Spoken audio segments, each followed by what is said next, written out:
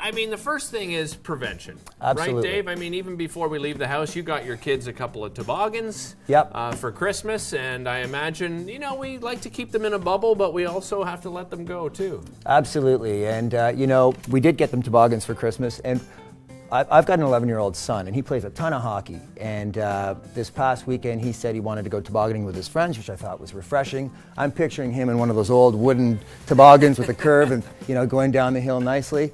Him and his buddies are getting ready. I look out on the front yard, and there's one guy standing on the toboggan, and the rest of them are taking runs at him, trying to knock him off. And so the idea when they go tobogganing, the idea for them to go tobogganing is to find the iciest hill they can, the steepest hill they can, push somebody down and knock them off. And the harder you hit them, the better. Yeah.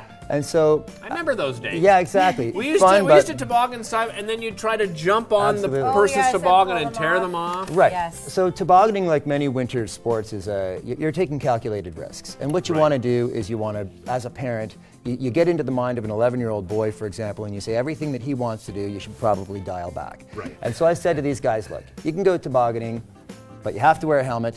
There's no knocking each other off, and there's no standing on their toboggans. And so I grabbed a couple of helmets, that might even be one of them, sent them on their way, and when they walked around the corner, if they listened to one or two or hopefully three of those things, I've sort of done my job as a parent to just plant the seed of safety. Right.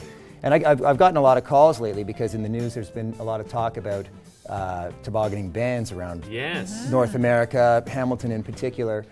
And, you know, the municipality does have a right to ban tobogganing on their property. Ottawa hasn't done that. In fact, Ottawa, on the website, they've got a list of the tobogganing hills, and they'll even state the conditions, which ones are open, and that kind of thing.